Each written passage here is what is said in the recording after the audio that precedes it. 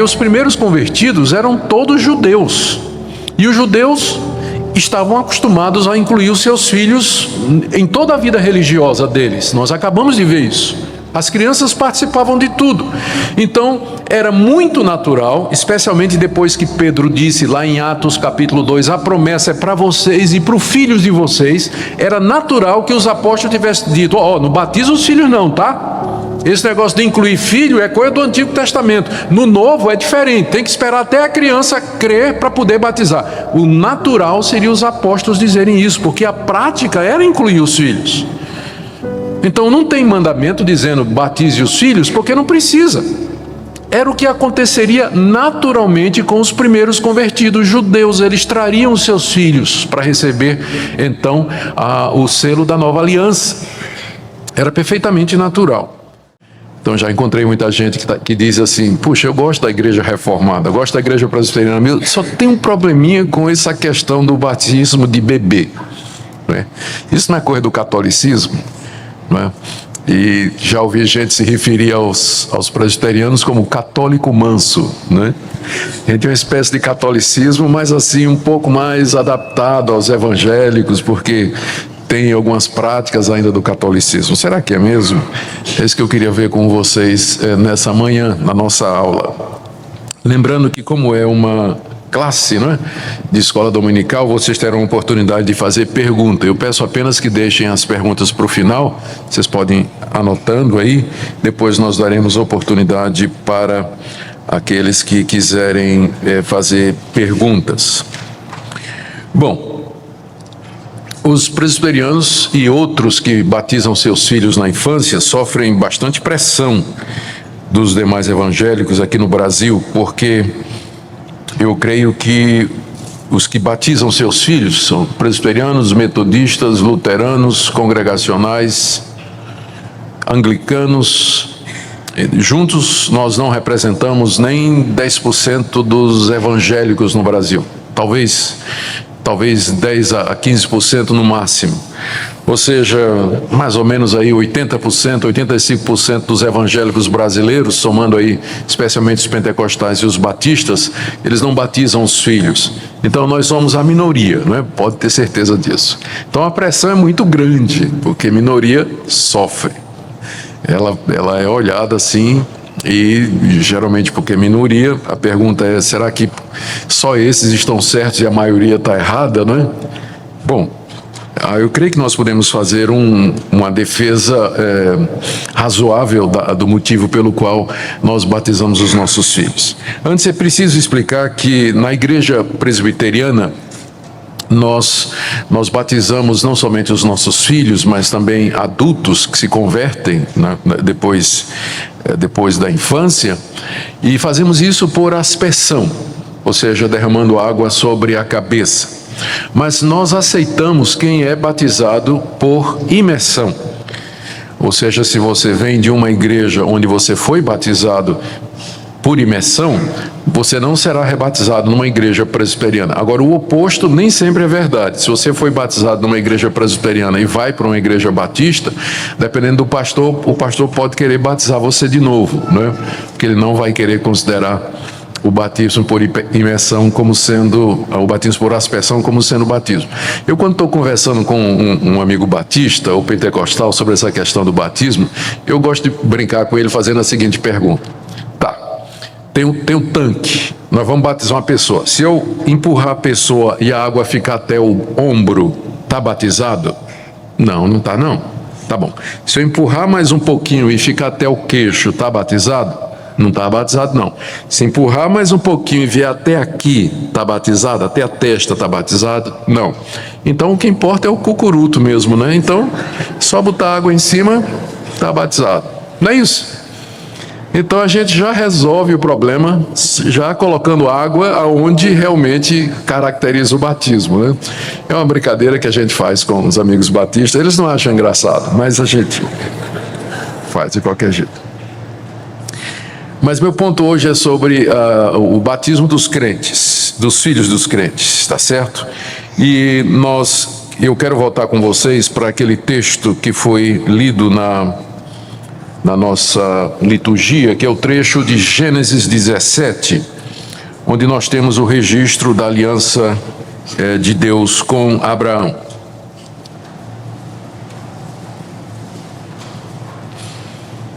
Nós já lemos o texto, Gênesis 17, de 1 a 14.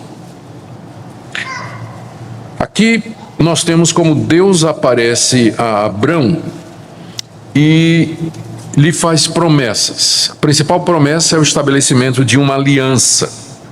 O verso 1 diz que Deus apareceu a Abrão quando ele tinha 99 anos. E no verso 2 diz que Deus prometeu fazer uma aliança entre ele, Deus e Abrão, e o multiplicaria extraordinariamente. Lembrando que a essa altura Abrão não tinha filhos, ele peregrinava em Canaã, e Deus já tinha dito a ele que ele daria aquela terra e que da sua descendência viria um povo numeroso. E Deus agora diz que vai fazer uma aliança entre ele e Abrão. E no verso 4, Deus diz: será contigo a minha aliança e serás pai de numerosas nações. E aí no verso 5, ele muda o nome de Abrão. Abrão já não será o teu nome, e sim Abraão, porque por pai de numerosas nações te constituí. É um jogo de palavras no hebraico. A palavra Abrão, Avram, significa pai elevado, ou um pai exaltado, enquanto que Avraham significa pai de multidões. É apenas uma letrinha no hebraico, mas que muda completamente o sentido. Então Deus mudou o nome dele. Em vez de ser pai elevado, ele seria agora pai de numerosas multidões. E lembrando que ele já tinha 99 anos, não tinha filhos, e a esposa dele era estéril. No verso 6, te farei fecundo extraordinariamente, de ti farei nações e reis procederão de ti. Era uma promessa que requeria fé da parte de Abraão, porque humanamente falando, não havia condições para que isso acontecesse. Era um senhor de quase 100 anos de idade, casado com uma mulher de idade parecida e que era estéril, tinha sido estéril sua vida toda. E agora Deus aparece e diz: olha, virá toda uma raça, toda uma nação vai proceder de você. E no verso 7 Deus diz, e agora já há um avanço aqui, já há uma mudança na promessa: estabelecerei a minha aliança entre mim e ti. Aí Deus acrescenta: e a tua descendência. Até agora ele não tinha falado da descendência, não é? Mas ele diz: a minha aliança será também com aqueles que vierem de ti, aqueles que nascerem de ti, no decurso das suas gerações, aliança perpétua para ser o teu Deus e o Deus da tua descendência. Dar-te-ei a tua descendência a terra das tuas peregrinações, toda a terra de Canaã, em possessão perpétua, e serei o seu Deus. O que nós temos então aqui é o estabelecimento dessa aliança. A aliança é um pacto, é um acordo que é feito entre as partes. Na literatura bíblica, esse acordo, via de regra, é unilateral. É Deus quem toma iniciativa, é Ele que vem ao encontro do homem e se oferece em aliança, estabelece os termos da aliança, as condições da aliança, os privilégios e o funcionamento da aliança. Deus já tinha feito uma aliança com Adão lá no paraíso, e essa aliança então se desdobra através da história, até passa por Noé e agora chega também a Abrão, só que ela vai sendo estreitada, ela vai, a cada vez que ela é repetida e recelebrada, novos elementos são adicionados, não é? Então lá quando Deus fez a aliança com Adão, a base da aliança era simplesmente a obediência. Você não come da árvore, se você comer você morre, se você não comer você viverá eternamente. Depois com Noé, a aliança já avança mais um pouco, Deus fazendo promessas com relação à terra e que não haveria mais de destruí-la como havia destruído daquela forma, com água. E agora com Abrão, essa aliança já avança mais um pouco, e a presença do elemento da terra, da descendência e de um reino, alguém em quem seriam benditas todas as nações da terra. Isso ficou para trás no capítulo 12. Então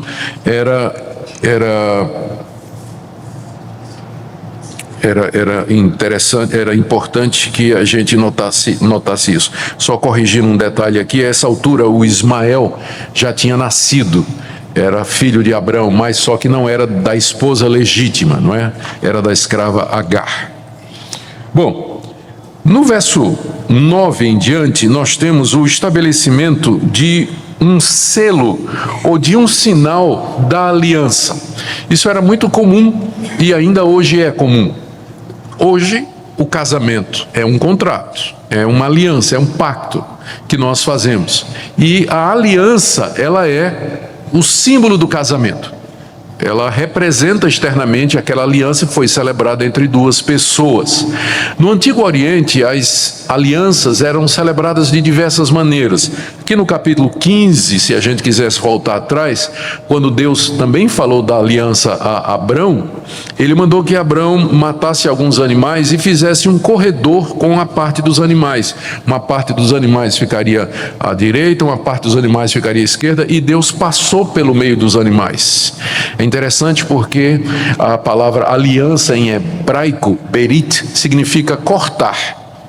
Então eles celebravam a aliança. Por quê? Porque a aliança era celebrada cortando os animais no meio, e as duas partes que faziam a aliança passavam entre os animais. Então, no capítulo 15, você vê como Deus passa pelo meio dos animais que Abraão cortou através de uma coluna de fogo, né? E agora Deus vem dizer a Abrão que essa aliança que eles celebraram, ela vai ter um selo externo, ela vai ter um símbolo. E aqui ele estabelece o que seria esse símbolo, que era a circuncisão, a partir do verso 9. Disse Deus a Abraão: guardarás a minha aliança, tu e a tua descendência no decurso das suas gerações. Esta é a aliança que guardareis entre mim e vós e a tua descendência.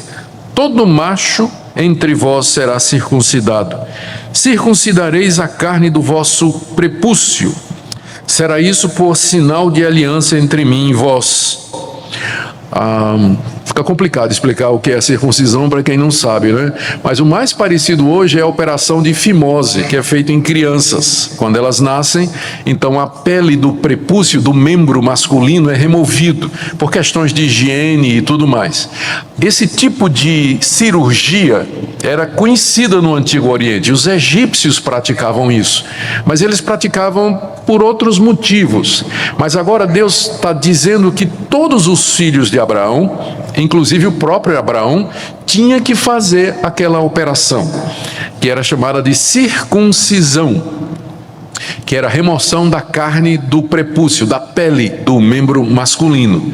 E isso seria o sinal o símbolo daquela aliança entre Deus e o povo judeu. A gente pergunta qual era a diferença da circuncisão então para os judeus e os egípcios. É que não tinha entre os egípcios qualquer conotação religiosa, mas no judeu a razão principal não era saúde ou higiene, mas era o sinal do símbolo, era o sinal da aliança entre Deus e Abrão. E aí vem a pergunta, mas por que isso? Não podia ser um X na testa, por exemplo?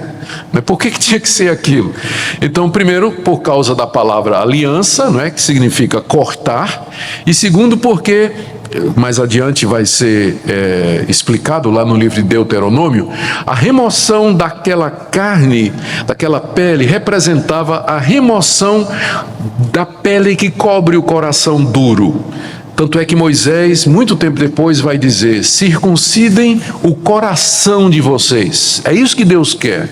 A circuncisão é um símbolo da remoção da dureza do coração, para que vocês possam se humilhar diante de Deus e quebrar o seu coração. Essa é a simbologia.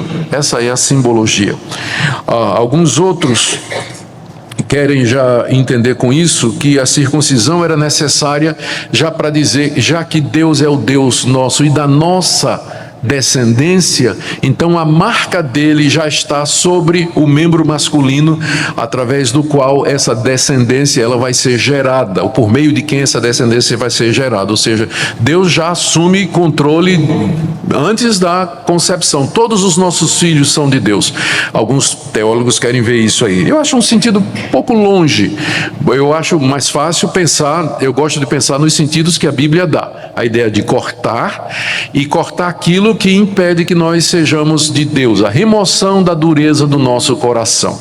Tanto é que, muito tempo depois, quando Paulo se refere ao que é o verdadeiro judeu, se você quiser abrir comigo aí a Bíblia em Romanos, capítulo 2,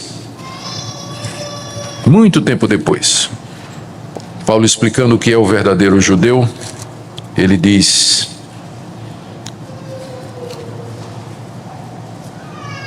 no capítulo 2, verso 28 e 29.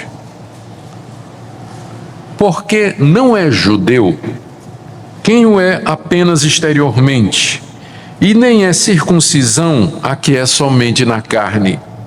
Porém, judeu é aquele que é interiormente, e circuncisão a que é do coração, no espírito, não segundo a letra, cujo louvor não procede dos homens, mas de Deus. Você vê que muito tempo depois o apóstolo Paulo interpreta a circuncisão como sendo realmente o símbolo da conversão, da mudança de coração que Deus deseja fazer, a remoção da dureza desse coração. Essa era a circuncisão. Eu já li para vocês Romanos 2. Deixe-me ler mais. Deixe-me ler aqui Romanos 4, 3 e 11. Ainda em Romanos, não é?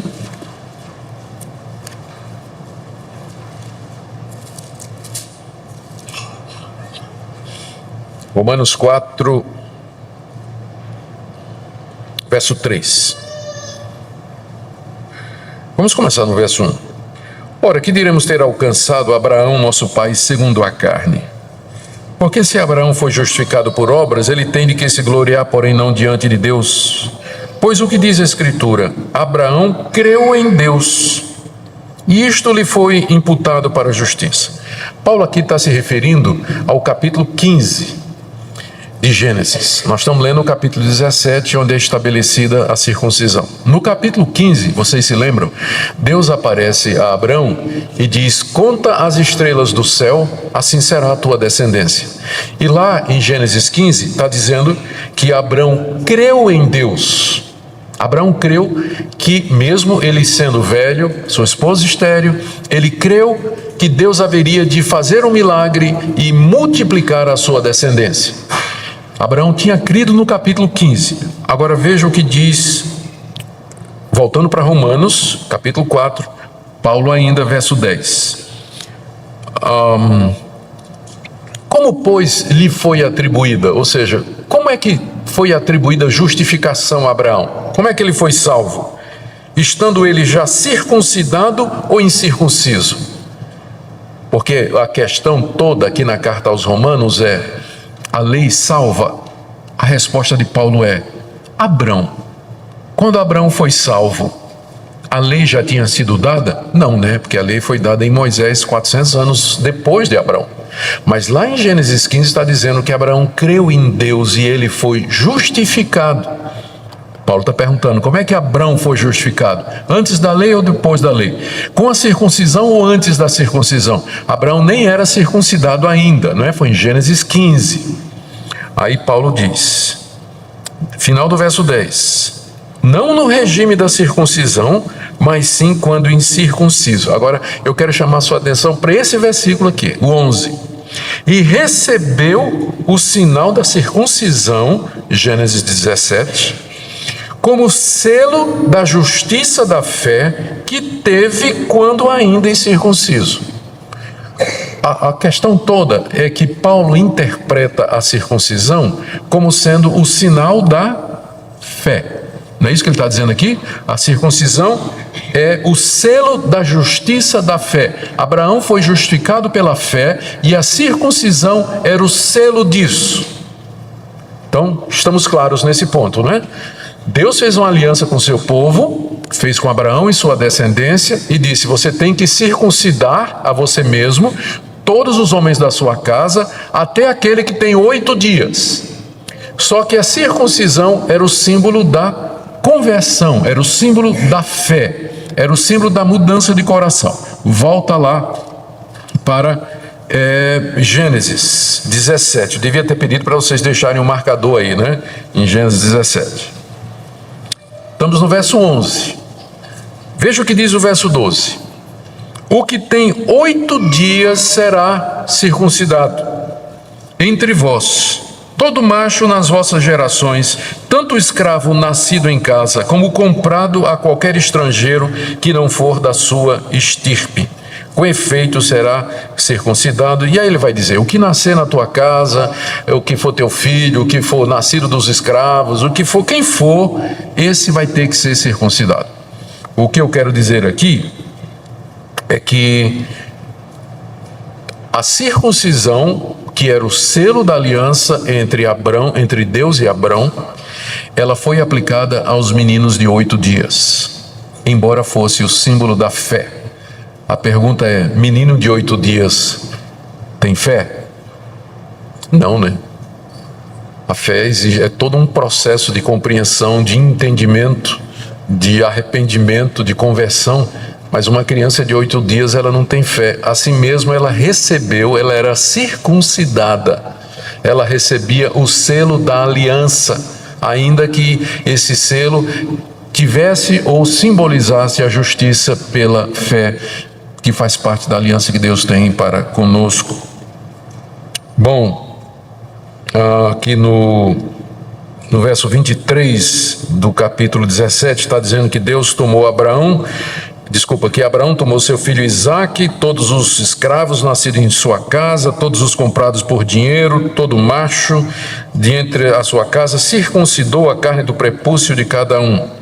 Naquele mesmo dia, Abraão tinha 99 anos quando foi circuncidado, Ismael, seu filho, tinha 13, e a partir daí, todo bebê de 8 dias, quando fazia 8 dias, ele era circuncidado. Todo macho da descendência de Abraão tinha que ser circuncidado. Mais tarde, quando nasce realmente o herdeiro, Gênesis 21, verso 4, Abraão circuncidou seu filho Isaque quando este era de 8 dias, segundo Deus lhe havia ordenado. Então, a partir daí vem esse costume, não é? Então, a circuncisão foi aplicada aos recém-nascidos. Cedo na descendência de Abraão, então, entre os judeus, as crianças eram reconhecidas como parte do povo de Deus. Elas eram incluídas no povo de Deus. Lá em Hebreus, capítulo 9, de 19 a 20, se vocês quiserem abrir comigo aí a Bíblia, carta aos Hebreus.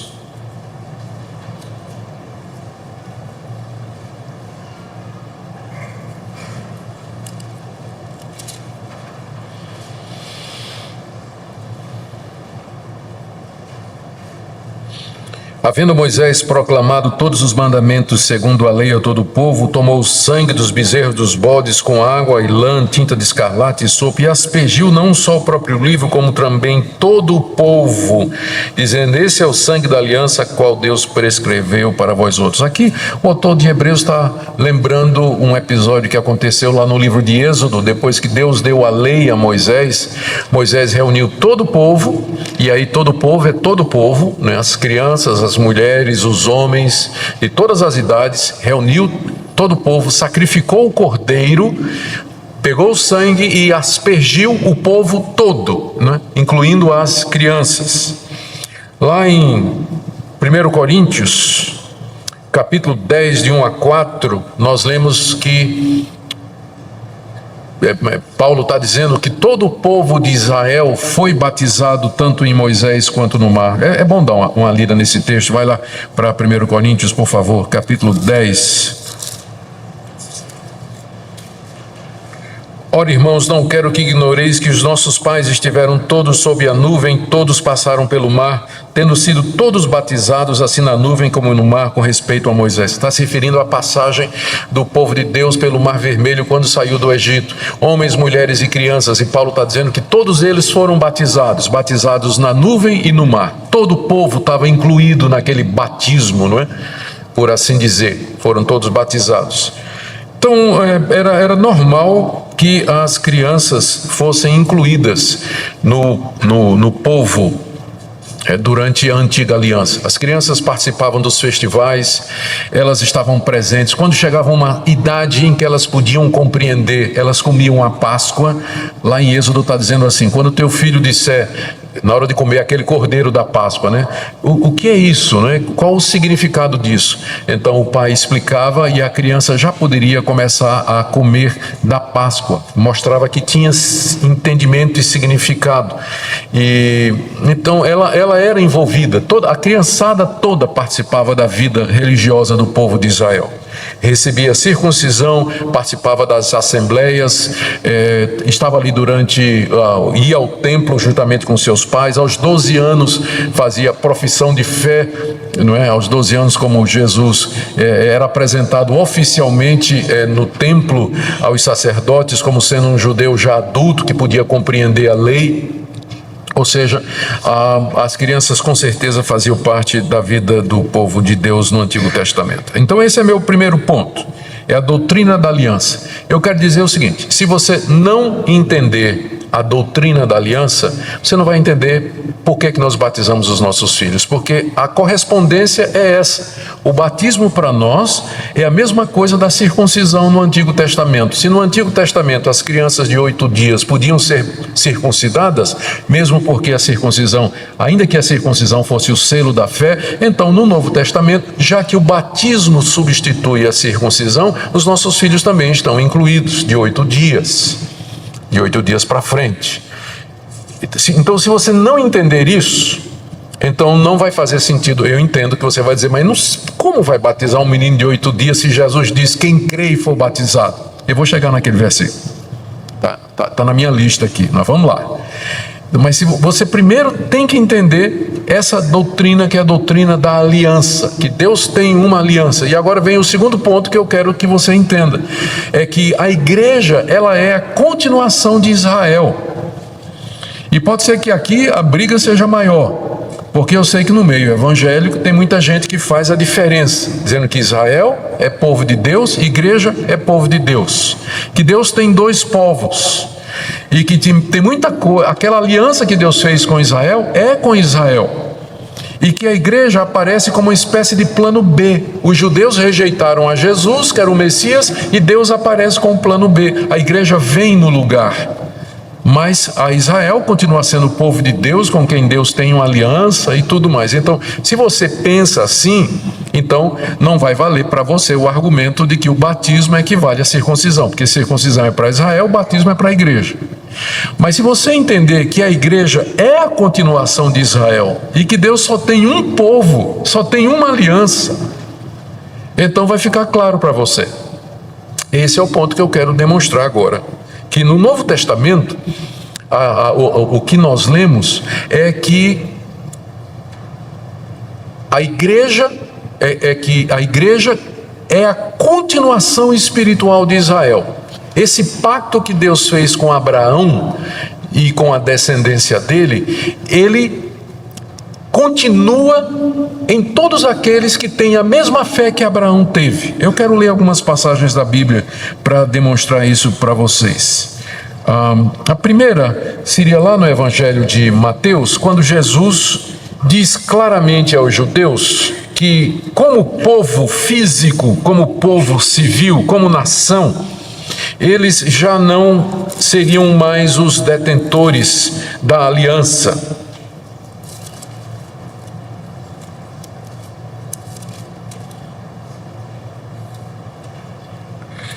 Seria Mateus, esse texto aqui eu não anotei. Sim. Mateus 21.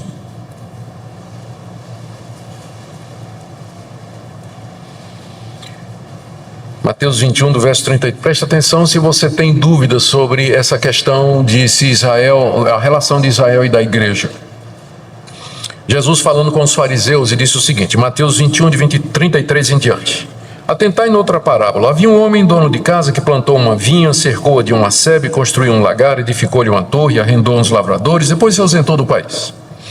No tempo da colheita, enviou seus servos aos lavradores para receber os frutos que lhe tocavam. Os lavradores, agarrando os servos, espancaram a um, mataram a outro e a outro apedrejaram. Enviou ainda outros servos em maior número e trataram-nos da mesma sorte. Por último, enviou-lhes o seu próprio filho, dizendo, a meu filho respeitarão. Mas os lavradores, vendo o filho, disseram entre si, este é o herdeiro. Ora, vamos, matemo-lo e apoderemo-nos de sua herança.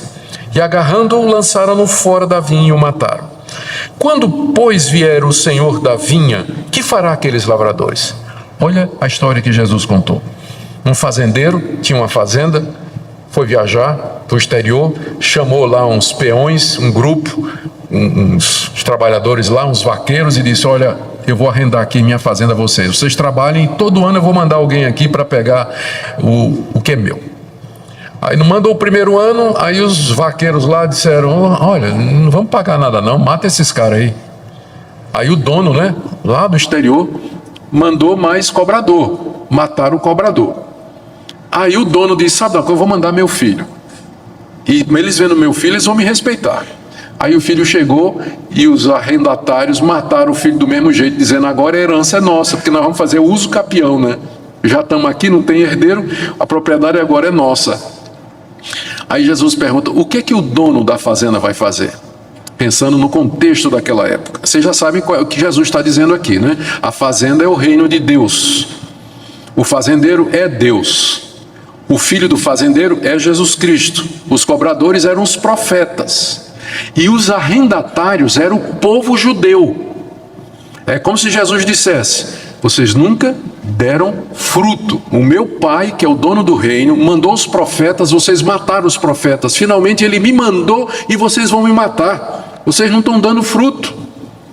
Vocês como nação sempre mataram os profetas, rejeitaram a aliança, o acordo que foi feito com vocês. Aí Jesus pergunta, o que é que fará o dono da vinha? Aqueles lavradores, veja o verso 41.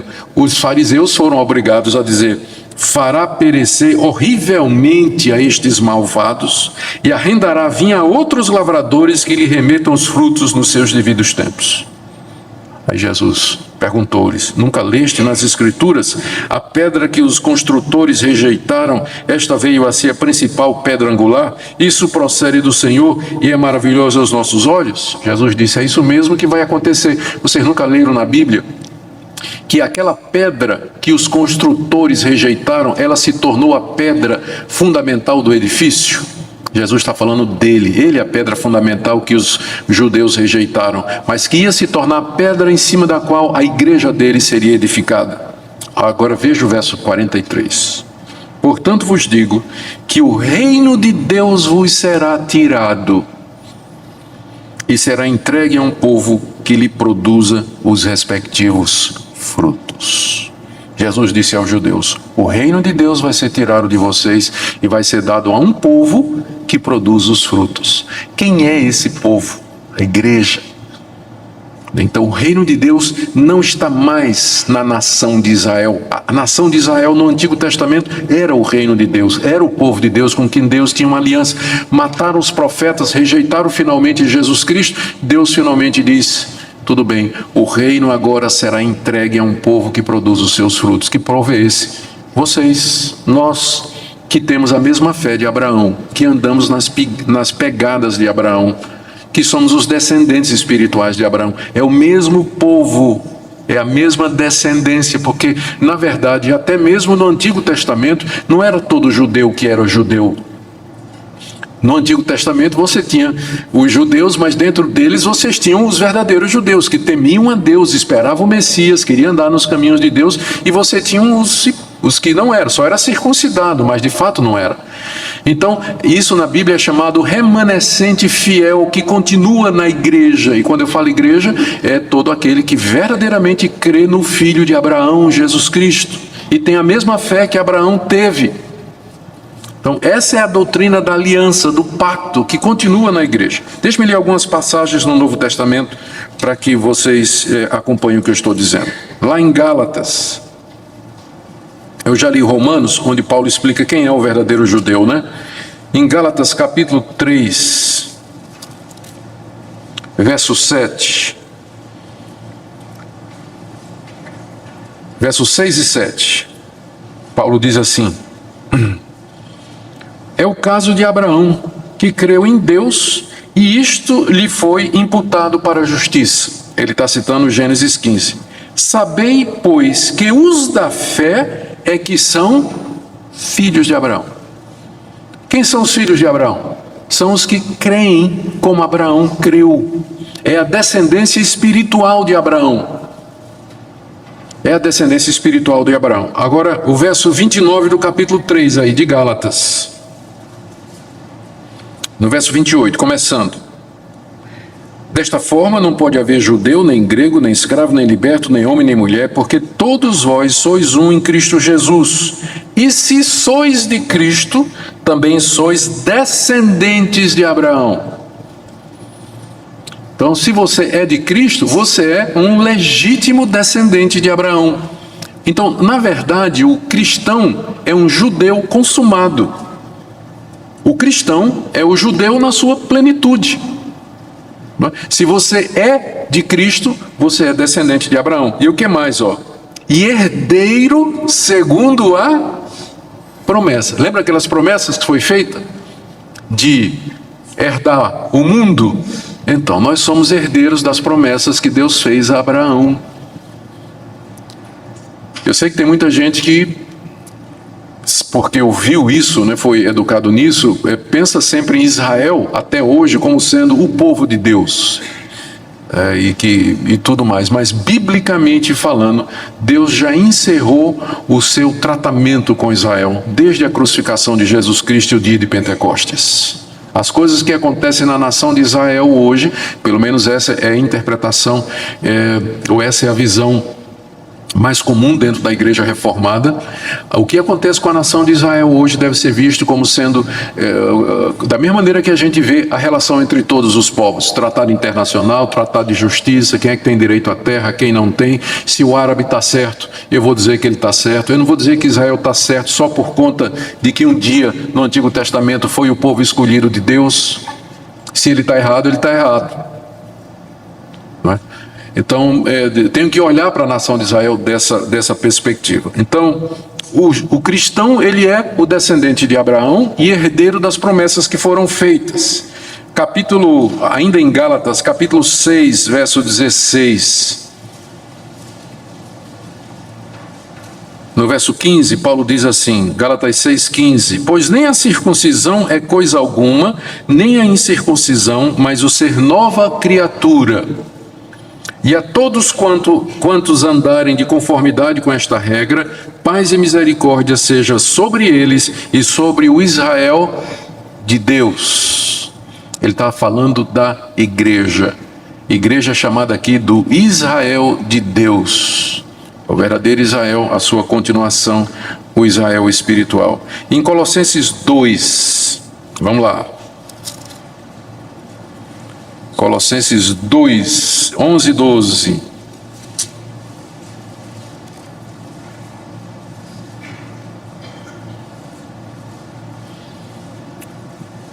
Vou começar no verso 8, não é sempre bom ler o contexto. Cuidado que ninguém vos venha a enredar com sua filosofia e vãs sutilezas, conforme a tradição dos homens, conforme os rudimentos do mundo e não segundo Cristo, porquanto nele habita corporalmente toda a plenitude da divindade.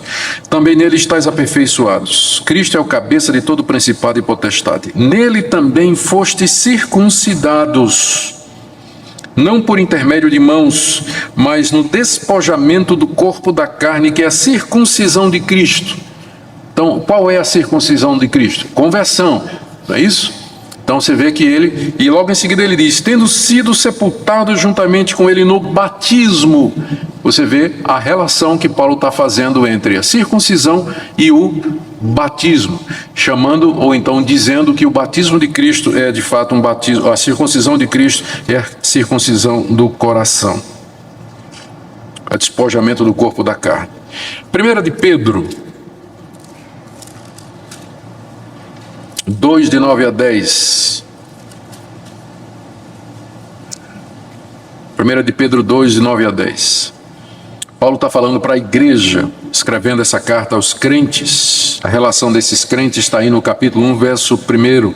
Pedro, apóstolo de Jesus Cristo, aos eleitos, que são forasteiros da dispersão, eleitos segundo a presciência de Deus, por aí vai.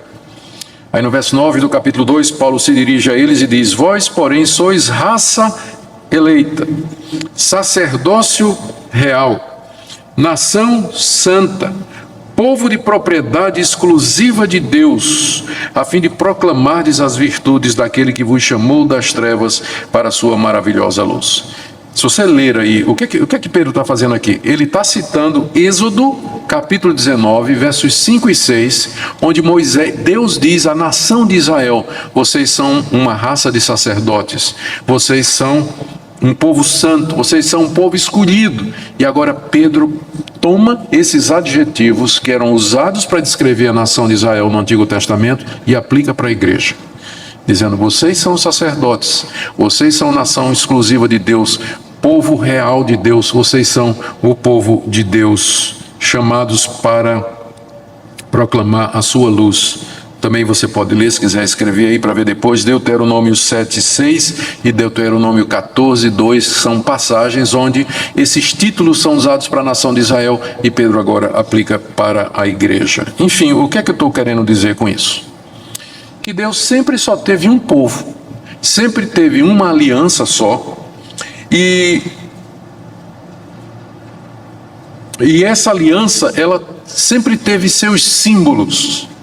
No Antigo Testamento, na antiga aliança, como é chamada às vezes, ou então na maneira como a aliança foi administrada no Antigo Testamento, nós tínhamos a Páscoa, que era o símbolo da morte do Messias, e nós tínhamos a circuncisão, que era o selo da aliança. Com a vinda de Cristo e o reino saindo da nação de Israel, povo de Israel, para todo o mundo, a igreja agora é um povo espiritual, a Páscoa virou a ceia. Nós continuamos celebrando a Páscoa, só que para nós é a ceia. Ainda continua, é um símbolo da aliança, é uma marca da aliança, é um sacramento da aliança, mas nós partimos o pão e tomamos o cálice. E em vez de circuncidar, nós batizamos os nossos filhos. E aí a pessoa pergunta: mas e as mulheres não eram circuncidadas? E como é que faz agora? No batismo elas são. Elas estavam, e eu creio que essa é uma das belezas da nova aliança, né? Ela é muito mais inclusiva do que no Antigo Testamento, no Novo. As mulheres, então, elas têm esse privilégio de receber aquilo que na antiga dispensação elas não tinham, que era a marca da aliança. Elas eram contadas entre os homens, ou nos homens, eram incluídas, mas agora a individualidade delas é respeitada com a vinda do Senhor Jesus. Bom, eu já vou chegando aqui no ponto que eu considero mais interessante, que é responder os questionamentos, mas antes disso, só lembrando que a história da igreja nos informa que desde cedo os cristãos batizavam seus filhos. Ireneu, no século II, ele fala do batismo, e Orígenes, no século IV, diz que ele foi batizado quando era criança. Então, essa era uma prática que nós podemos traçar já no início da igreja cristã. Eu vou tentar agora responder algumas dúvidas que as pessoas costumam ter. E se sua dúvida não for contemplada aqui, você vai me fazer no final, tá certo? Você fica à vontade. Primeiro questionamento que as pessoas fazem quando ouvem falar de batizar um bebê de 8 dias. É Marcos 16:16. Se você quiser abrir sua Bíblia aí, o pessoal diz: mas e Marcos 16:16?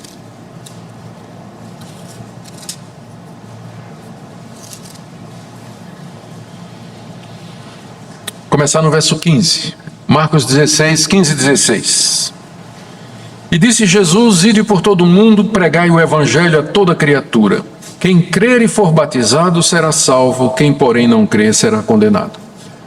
Como é que nós vamos batizar um bebê de 8 dias, se está dizendo aqui: quem crer e for batizado será salvo? A resposta é que essa passagem não está contemplando as crianças, porque se estiver, você vai ser obrigado a admitir que criança vai para o inferno. Porque o que é que diz a passagem? Quem crer e for batizado será salvo. E quem não crer será condenado. Criança crê? Então essa passagem, se for aplicada para a criança, você tem que chegar à conclusão de que a criança vai para o inferno se ela morre como criança, porque ela não crê. Criança não crê. Não é verdade? Então, um bebê de 8 dias, se ele morre, ele vai para o inferno, porque ele não tem fé. Então é evidente que essa passagem, ela não estava ou não foi intencionada para a igreja no seu estado regular, mas é uma situação de fronteira, situação missionária. Jesus está falando para a primeira geração, está dizendo aos discípulos, vão pregar o evangelho ao mundo. Quem seriam os primeiros a se converter? Só adulto, né? Então, quem crê e for batizado será salvo, quem não crê será condenado. E a partir daí é que vem a questão dos filhos deles. Mas esse mandamento é para a situação missionária, situação de fronteira, a igreja saindo de Jerusalém para o mundo todo. Então, se você vai aplicar essa passagem para dizer que criança não pode ser batizada, então você vai ter que admitir que ela também vai para o inferno, se ela morrer antes de crer.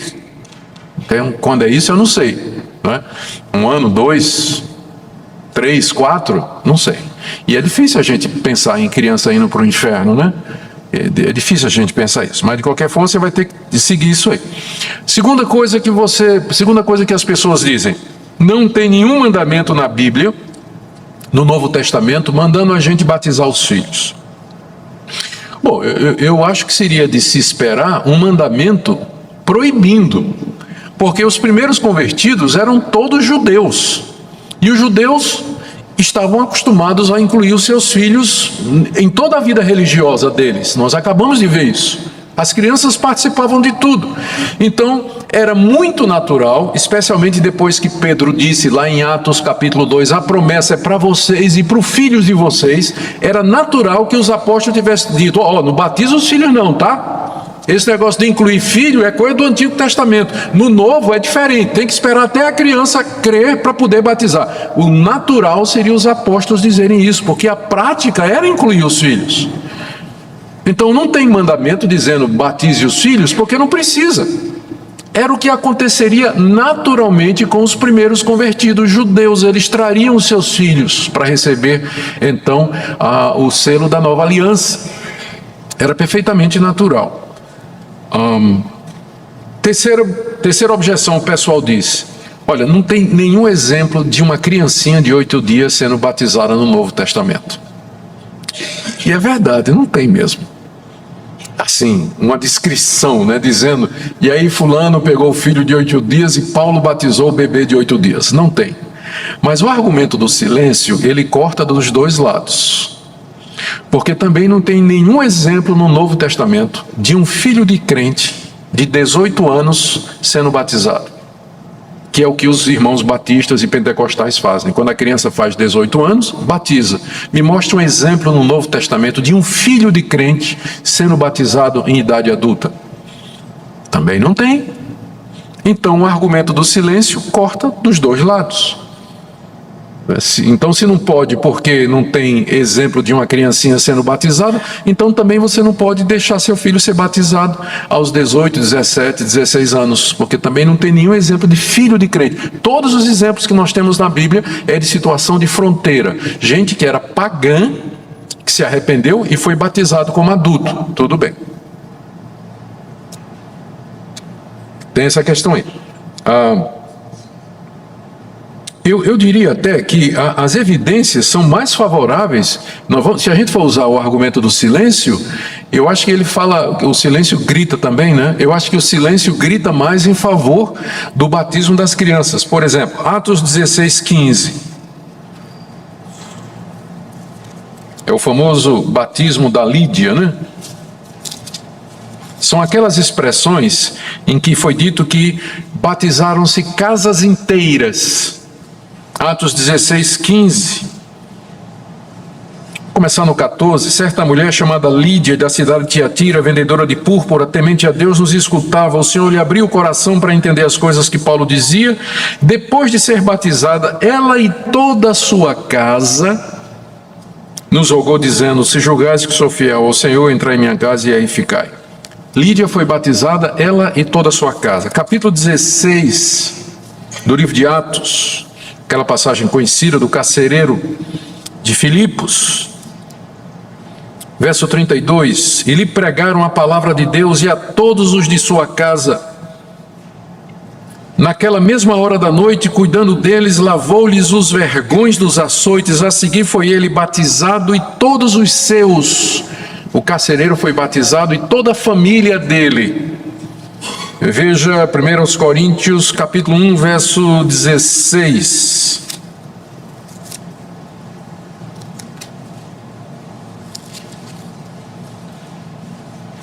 Paulo, escrevendo aos Coríntios, diz: batizei também a casa de Estéfanas. Além destes, não me lembro se batizei algum outro.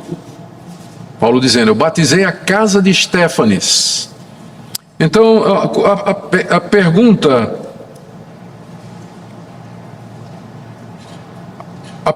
é a seguinte. A questão é a seguinte. O pessoal diz, bom, é claro, quando batizava a família toda, a casa toda. Mas aí não está dizendo que tem criança. Mas a pergunta é, e se tivesse, seria ou não incluída na casa toda? Quando diz casa toda, todos os seus, ela e toda a sua família, o que é que isso significa? Talvez se não fosse para a criança, o que deveria dizer, com exceção das crianças. Mas essas passagens parecem indicar que quando a pessoa se convertia, vinha a filharada toda. Era batizado ele e a família toda. Era a família toda. E lembre que naquele tempo o pessoal não só tinha 1 ou 2 filhos, né? Era uma reca toda, né? Era um trupe completo. Dava para abrir uma congregação, né? Só com a família do carcereiro, provavelmente. Bom, ainda dentro das reações, o pessoal, outros dizem assim, mas isso é uma prática do catolicismo. Ué, gente, nós temos muita coisa em comum com a Igreja Católica. A Igreja Católica crê em Jesus Cristo.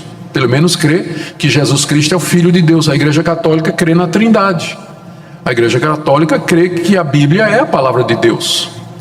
Então, se eu não posso fazer uma coisa porque a Igreja Católica faz, eu vou ter que negar a Trindade, vou ter que rejeitar que a Bíblia é a palavra de Deus, vou ter que rejeitar a doutrina da encarnação e uma série de outras coisas, porque a Igreja Católica acredita nisso. Agora, existe uma diferença muito grande entre o batismo de crianças na Igreja Católica e o batismo que é feito nas igrejas reformadas. Na Igreja Católica, o batismo das crianças regenera, tira o pecado original da criança. Por isso que eles têm medo da criança morrer sem ser batizada, porque ela morre pagã e vai para o limbus infantus. É uma espécie de purgatório para as crianças, se ela morre sem ser batizada. Para nós, o batismo não salva nossos filhos, ele é símbolo da aliança, só. Nossos filhos vão ter que se arrepender e crer depois para serem salvos. Eles não vão ser salvos porque foram batizados na infância. Nós não cremos em regeneração infantil através do batismo. Não é assim. Então a diferença é entre dois mundos completamente diferentes. É totalmente outro o conceito de batismo na Igreja Católica e na Igreja Reformada. Na Igreja Reformada é apenas um sinal de que elas estão no pacto. Na Igreja Católica é sinal de que elas tiveram o pecado original removido. É sinal de regeneração, mas não para nós. Uma outra acusação que é feita é que se você batiza a criança, isso induz a uma falsa certeza de salvação e acomodação. O menino vai crescer na igreja pensando, eu já fui batizado, eu sou de Deus, eu pertenço a Cristo. E isso vai evitar que ele se converta. Vai evitar que ele se analise e que ele perceba a necessidade que ele tem de salvação. Mas filhos de não batizados também se incomodam. Será que é só presbiteriano que tem filho acomodado? Vá na igreja batista, vá na igreja pentecostal. Crianças que não foram batizadas quando pequenas, adolescentes também não estão nem aí. Eu sei, eu prego muito em outras igrejas. E é a mesma coisa. Se foi batizado ou não, não faz a menor diferença. Nesse sentido do jovem, do adolescente, ele não vai se sentir mais seguro porque foi batizado ou deixou de ser batizado. Esse fenômeno acontece em todo lugar. Mas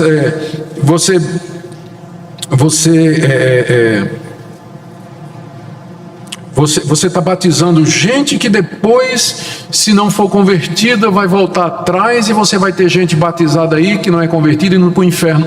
Mas adulto batizado é a mesma coisa. Eu já batizei muita gente adulta que depois largou o evangelho, apostatou, voltou atrás. Então esse tipo de argumentação, baseado na prática, né, ele sempre pode ser usado ou anulado olhando a prática do outro lado também. O que a gente tem que ficar é com a Escritura, e pelo que a Bíblia nos ensina, a partir da doutrina da aliança, e a igreja como sendo a continuação de Abraão, a sua descendência espiritual, a doutrina de que a aliança tem os seus selos, a continuidade da aliança. Então é que nós entendemos que os nossos filhos, eles devem ser incluídos no pacto. Não significa que eles são salvos. Eu quero terminar com algumas implicações. O que é que isso nos ensina? Primeiro, temos que lembrar que os pais, quer sejam presbiterianos, batistas ou pentecostais, eles querem a mesma coisa para os filhos. Eles querem que os filhos estejam na igreja, eles ouçam a palavra de Deus. Nós queremos oferecer os nossos filhos a Deus, consagrá-los a Deus. A diferença é que nós presbiterianos entendemos que isso se faz pelo batismo. Os nossos irmãos batistas vão apresentar a criança a Deus, não é? Com 8 dias, não sei quanto tempo, eles apresentam seus filhos a Deus. Os pentecostais fazem, mas no fim todos nós queremos isso, que os nossos filhos andem nos caminhos de Deus.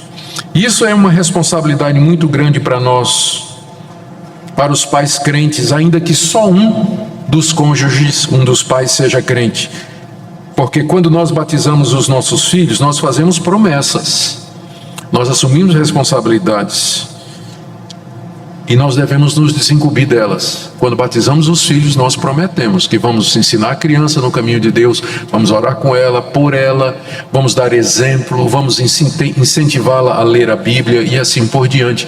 Então isso é coisa muito séria para nós. Segunda coisa, eu sei que tem aqui muitos jovens e adolescentes que foram batizados na infância. Que privilégio, né? Para você. Eu também fui batizado na infância. Meus pais me apresentaram o batismo muito cedo e eu batizei meus quatro filhos. Que privilégio para nós. Aproveite a oportunidade. Você está incluído na aliança, no povo de Deus. Privilégios que outros não têm. Você está crescendo ouvindo a palavra de Deus. Não jogue fora essa oportunidade que Deus lhe deu. Mas obedeça aquilo que você foi ensinado e creia nas promessas que foram feitas. E à medida que você cresce e se confirma nisso, procure fazer a sua pública profissão de fé, porque você não vai ser salvo por meio da fé dos seus pais. E a última coisa que eu queria dizer para você: não tenha inveja de quem teve uma conversão dramática. Já filho de crente, né, foi batizado na infância, passou a vida toda na igreja, como a minha esposa, por exemplo. Ela não teve uma experiência dramática de conversão, como outras pessoas que eram pagãs, não sabia de nada, de repente tiveram uma experiência com Cristo e uma mudança súbita na sua vida. Às vezes os filhos dos crentes estão na igreja e ficam perguntando: mas será que eu sou crente mesmo? Será que eu sou de Deus? A minha vida toda eu tive aqui, não sei nem como é que é a grama do outro lado. Parece sempre mais verde, né? Vontade de pular cerca e ver como é o outro lado. Aí fica olhando assim, dizendo: puxa, eu tenho inveja daquelas pessoas que tiveram aquelas experiências de conversão tão dramáticas e tudo, né? Elas experimentaram alguma coisa, mas minha vida toda é isso mesmo. Não tenho inveja, não. Eu fui uma dessas pessoas que estive no mundo, mesmo quando fui batizado, quando criança, depois eu fui para o mundo, tive uma experiência muito ruim no mundo, vivendo no pecado. Me converti aos 22 anos de idade. E eu não recomendo a você isso. Eu recomendo a você que você continue na igreja, não saia, fique firme, porque o pecado deixa cicatrizes. Vai fazer 40 anos da minha conversão. E eu ainda hoje tenho no meu cérebro gravado imagens da minha vida imoral que não foram embora. E eu tenho que lidar com isso. emoções que experimentei, coisas que eu senti, práticas que eu fiz, que vão me acompanhar até minha morte, apesar da conversão. Eu tenho que lutar contra elas. Não estou dizendo que você que cresceu na igreja é santinho, mas não fique querendo ter experiência de pecado lá no mundo que outros tiveram, pensando que a conversão deles é um negócio extraordinário. Valorize o fato de que você nasceu num lar cristão, está na igreja, crescendo aqui, dê graças a Deus por isso, porque nunca o pecado compensa. Nunca o pecado compensa. Amém? Baixe nossos conteúdos gratuitamente. Acesse o canal pelo link na descrição.